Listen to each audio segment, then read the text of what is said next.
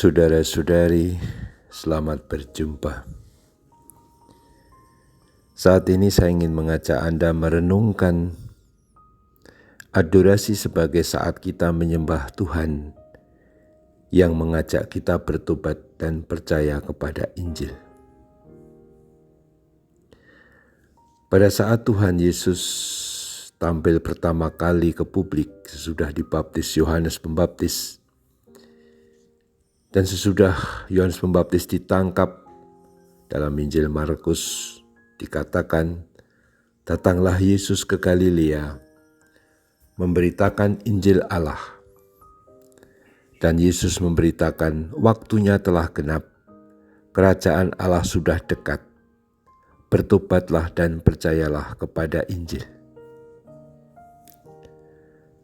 Dengan demikian, Yesus ketika memberitakan Injil itu mengajak kita bertobat dan percaya kepada Injil.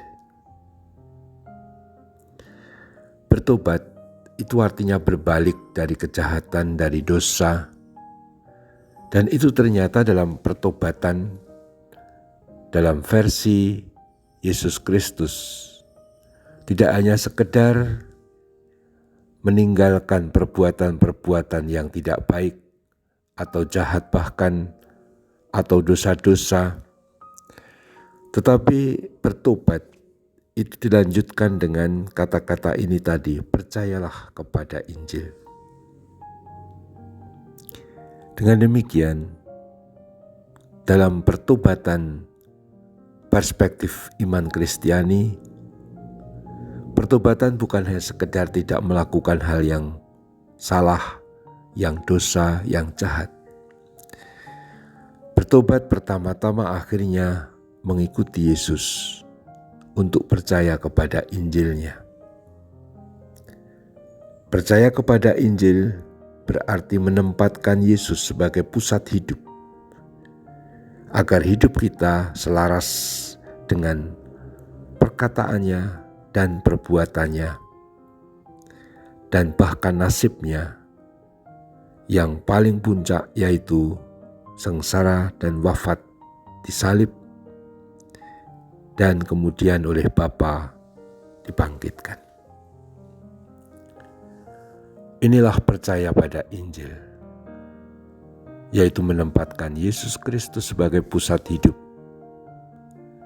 dan membiarkan Dia memimpin seluruh hidup kita dengan perkataan dan perbuatannya, sehingga hidup kita tidak lain adalah hidup Kristus yang diwujudkan, dijabarkan, dipraktekkan, dikontekstualisasikan dalam hidup kita sehari-hari bagi sesama kita. Sehingga pada gilirannya setiap orang mengenal Kristus melalui diri kita. Itu logikanya. Kalau Kristus Tuhan mengajak kita untuk bertobat dan kemudian percaya kepada Injil, jelas bahwa kualitas hidup Kristiani itu bukan sekedar hanya tidak pernah berdosa, tidak pernah bersalah, meskipun dalam praktek itu mustahil, sebab kita adalah orang-orang yang selalu berdosa dan butuh penebusan Kristus.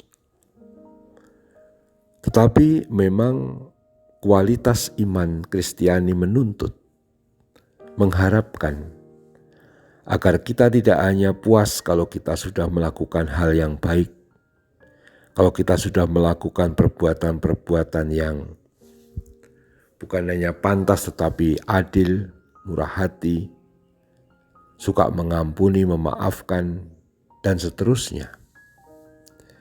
Tetapi terutama menghidupi, atau dalam bahasa yang lain menyerupai Kristus sendiri. Kristus adalah Allah manusia, yaitu Allah yang menjadi manusia tinggal di antara kita. Sehingga dengan bersatu dan bersekutu dengannya, kita beroleh kehidupan bersama Tuhan.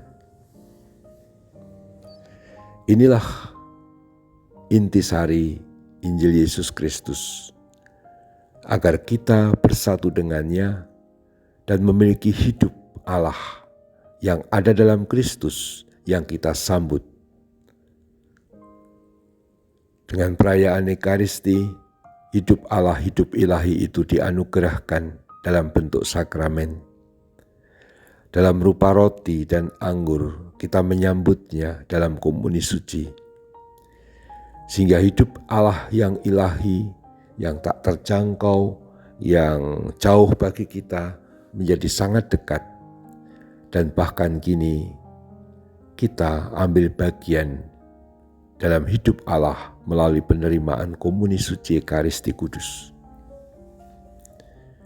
Maka adorasi itu menjadi saat kita menyembah Tuhan, yang bukan hanya mengajak kita meninggalkan segala perbuatan yang tidak pantas, tidak baik, yang dosa, dengan makna bertobat, tapi juga percaya kepada Injil, artinya supaya kita menempatkan Yesus Kristus sebagai pusat hidup kita, sehingga perkataan perbuatan kita hendaklah menjabarkan, menghadirkan, mewujudkan, mempraktekkan, mengkontekstualisasikan Yesus Kristus Tuhan kita kepada sesama kita.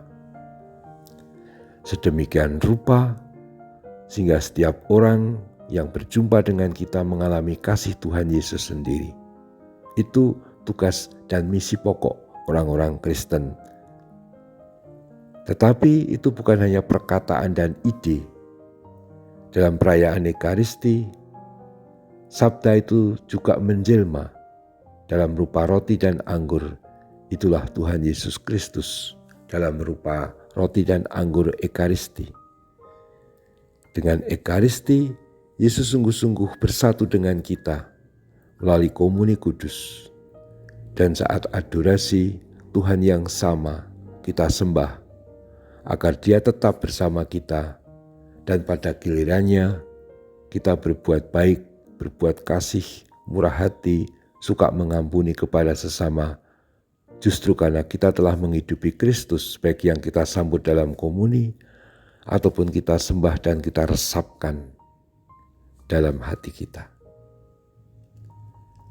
Lanjutkanlah adorasi sebagai saat Tuhan memanggil kita untuk bertobat dan percaya kepada Injil. Terpujilah Tuhan kita Yesus Kristus untuk selama-lamanya. Amin.